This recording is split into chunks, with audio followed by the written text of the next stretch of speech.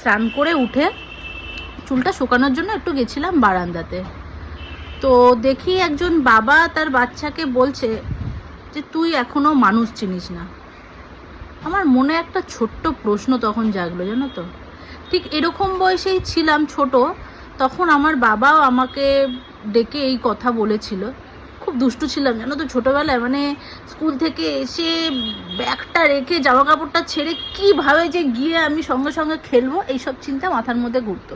তো একদিন বন্ধুদের সঙ্গে খুব মারপিট টারপিট হয়েছে, তো বাবা আমাকে ডেকে বসিয়ে আর কি বলছে, হ্যাঁ এত বন্ধু বান্ধব নিয়ে ঘুরবি না, ওরা তোর ক্ষতি চায়, আচ্ছা ওরা তোর ভালো চায় না, ওরা তোর উন্নতি চায় না, তোকে নেশা ভাঙ এইসব ধরিয়ে দেবে।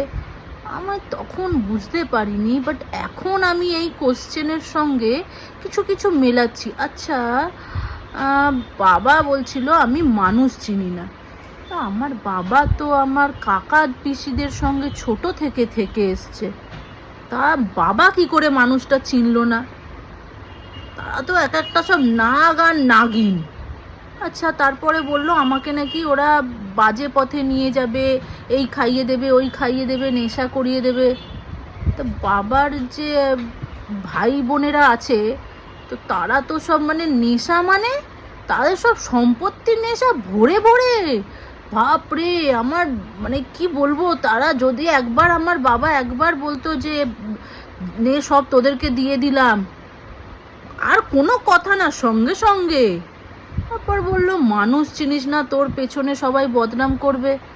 তা বলি বাবা, তোমার ভাই আর বোনেরা কি তোমার পেছনে বদনাম করে না? সব থেকে বেশি করে।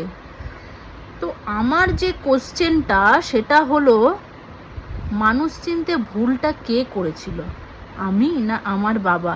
কমেন্ট বক্সে অবশ্যই জানিও।